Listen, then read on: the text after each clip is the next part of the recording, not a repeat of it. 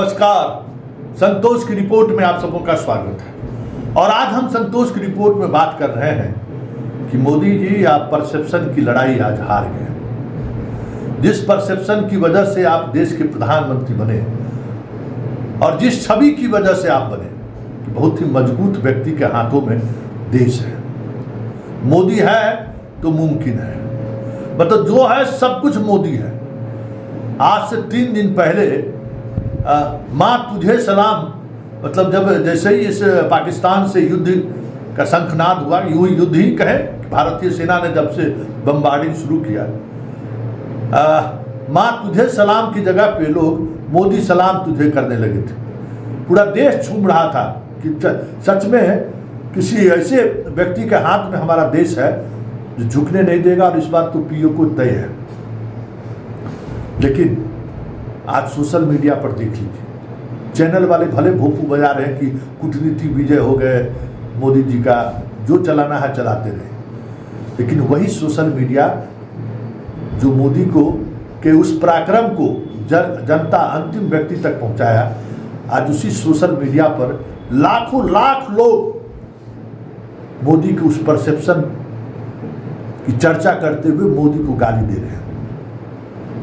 पुष्पेंद्र कुलकर्णी न जाने कब से मोदी की तारीफ के लिए या फिर उस नैरेटिव के लिए क्या क्या नहीं किया इन्होंने, आज ये मोदी से ये भी सवाल कर रहे हैं। पुष्पेंद्र कुलकर्णी जैसा प्रशंसक मोदी आज आपने खो दिया है, और ये एक पुष्पेंद्र कुलकर्णी नहीं है, ऐसे लाखों लाख पुष्पेंद्र कुलकर्णी आज सोशल मीडिया पर दिख रहे हैं जो आपसे सवाल कर रहे हैं, जो पिछले 10 वर्षों से हमारे उस हर एक पोस्ट पर आकर अभद्रता के साथ या फिर प्यार से ही सही आपके लिए, मतलब कह सकते हैं कि कसीदा गढ़ा करता था, आज वो भी शर्मिंदगी महसूस कर रहा है।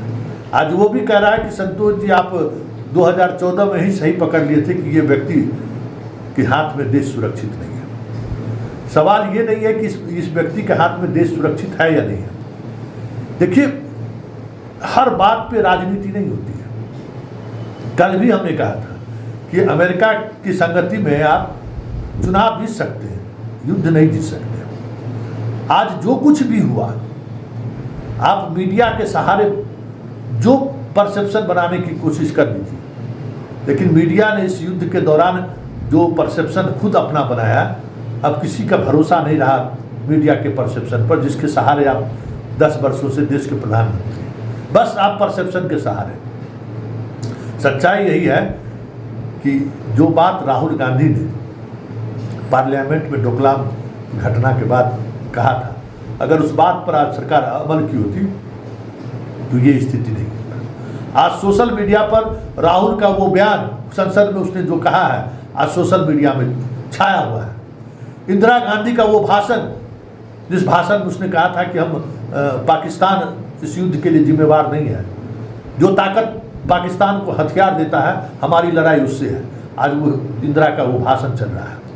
आज इंदिरा गांधी पूरे सोशल प्लेटफॉर्म पर छाई हुई है। लोग उम्मीद कर रहे थे कि आप इंदिरा गांधी की उस छवि को भी बीट करिएगा, जिस छवि के बारे में कभी अटल बिहारी वाजपेयी इंदिरा की तुलना दुर्गा से कर बैठे थे। लग रहा था कि इस बार आप महादेव की तरह आपकी भी एक छवि, इंदिरा की छवि को भी आप बीट कर दीजिएगा, लेकिन इतना कमजोर साबित हो गईएगा कि किसी ने सुना। हम तो सोच रहे थे कि आप बालाकोट में भी जो आपने खेल किया था ना, कि जिस समय में बालाकोट की घटना, जिस समय में पुलवामा में जो घटना घटी, उस समय में आप शूटिंग कर रहे थे, और शूटिंग जब तक ख़त्म नहीं हुआ तब तक आपको जानकारी रहते हुए भी आप बहुत सारी चीज़ें की। खैर, अब उस पर बात करने का समय नहीं है, लेकिन अभी समय है।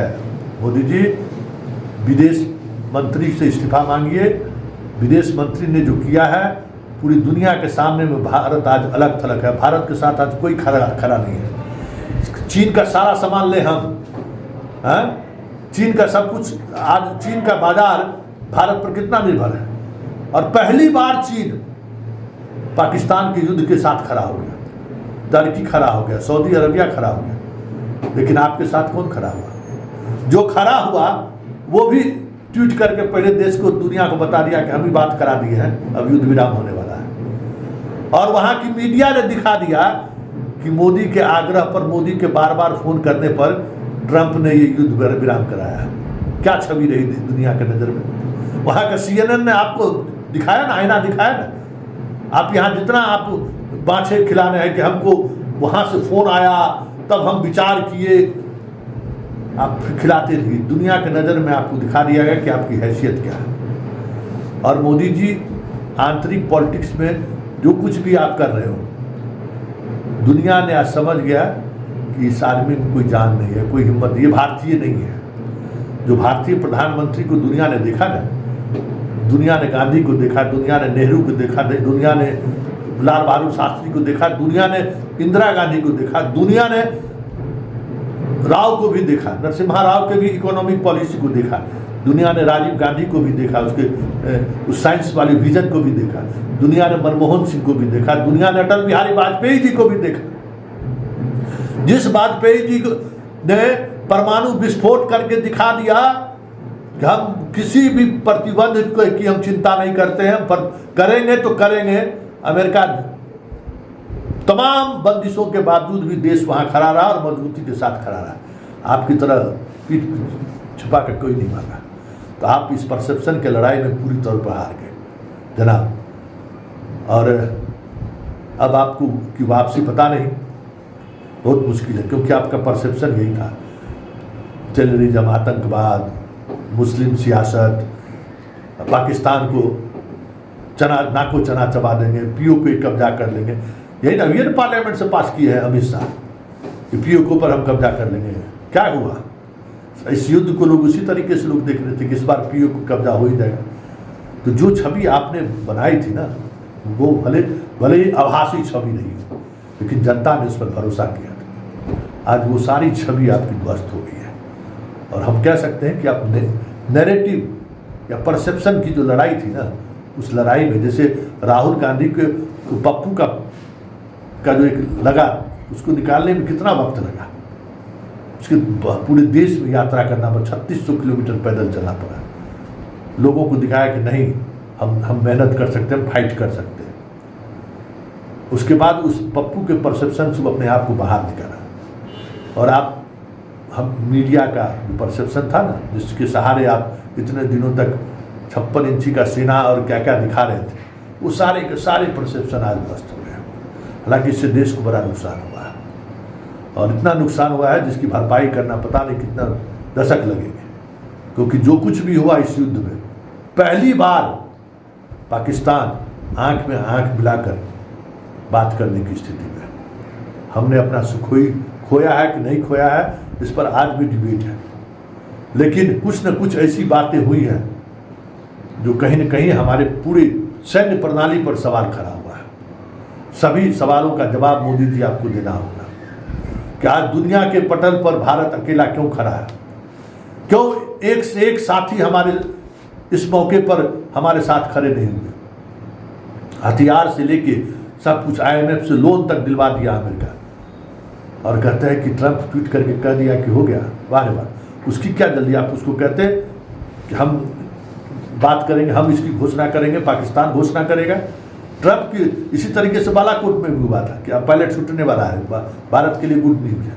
तो वो तो चुनावी समय था, बहुत सारी चीज़ें उस समय में डिस्कशन में नहीं आया। आपने विपक्ष को कह दिया कि ये सबूत मांगते हैं। इस बार तो कोई आपसे सबूत भी नहीं मांगा, इस बार तो सब के सब आपके साथ खड़ा रहा है। और आप यहाँ भी इस युद्ध के सहारे भी जो राजनीति साधना चाहते थे ना, उसको भारतीय सेना ने आपका कह सकते हैं आपकी हवा निकाल दी। भारतीय सेना ने कह दिया कि हमने आपके प्रति जिम्मेवार नहीं, हम संघ के प्रति जिम्मेवार नहीं है, इस देश के संविधान के प्रति जिम्मेवार है, जिस संविधान में लिखा हुआ है सेक्युलरिज्म, धर्मनिरपेक्ष देश राष्ट्र। तो वो भी आपकी बात नहीं चली, सेना ने भी दिखा दिया। तो वो सारे नैरेटिव जो हिंदू राष्ट्र बनाने की बात कर रहे थे, पूरा कश्मीर हमारा होगा, जो सारे परसेप्शन आप बनाए थे, वो सारे उन तमाम परसेप्शन में आज आप हार चुके हैं। और मोदी जी इस हार से आप कैसे अपने आप को बाहर निकालते हैं, ये तो वक्त बताएगा। लेकिन आप बड़ा नुकसान इस देश को कर बैठे हैं, जिसकी भरपाई करना न जाने इस देश को कितना दशक लगेगा।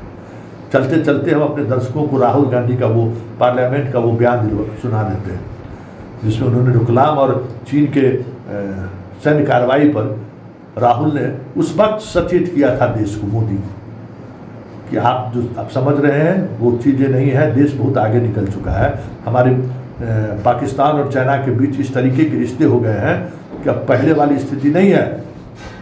और ये कहीं न कहीं इस बार के युद्ध में जिस तरीके से वो ड्रोन की बारिश किया, किसी ने सोचा नहीं होगा कि इतने ड्रोन उसके पास आया और ड्रोन की लड़ाई इस तरीके से वो लड़ गया।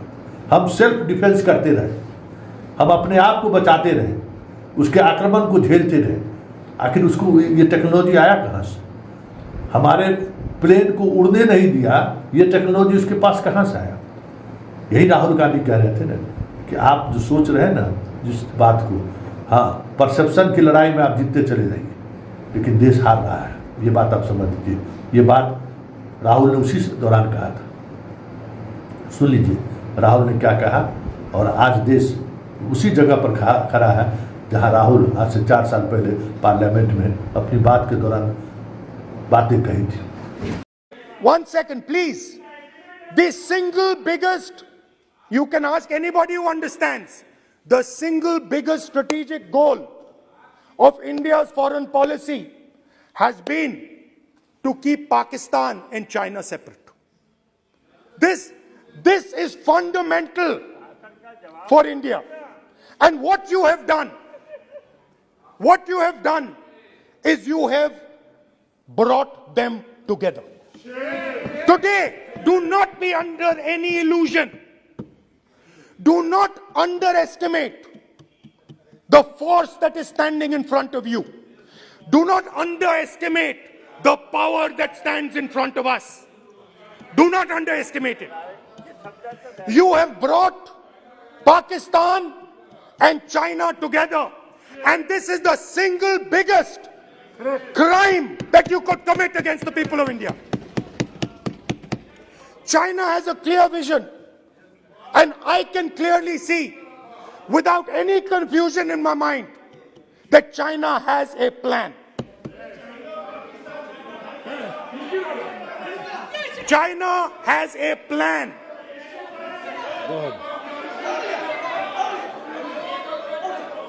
I can see without any doubt that the Chinese, please, we are all nationalists, so let us discuss properly. I can see that China has a clear-cut plan. The foundations of their plan have been put in place in Doklam and in Ladakh. Do not underestimate what we are facing.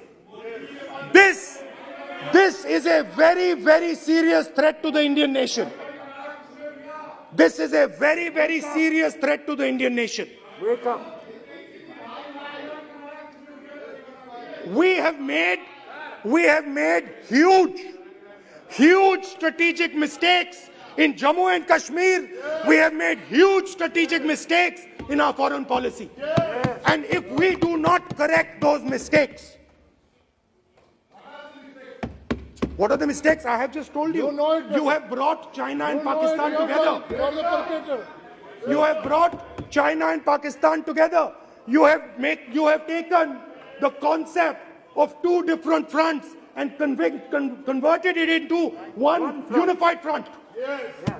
And by the way, in case you haven't realized it, in case you haven't understood what's going on, it is very clear that the Chinese and the Pakistanis are planning.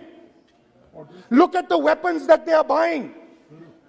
Look at their activity. Look at the way they are talking. Look at who they are speaking to. I am clearly stating in the House of Parliament that we have made a massive blunder, and we need to make sure, absolutely sure, that we can defend ourselves against the Chinese. Please remember what I'm saying, because the Chinese will act. Remember what I'm saying, and remember that you will be responsible for anything that happens. That is why it is important that as a nation we start this conversation. It is important as a nation that you listen to what we say, because we have experience, we have understanding. You might not think so, but we have people on this side who understand these things, have great understanding. Use us.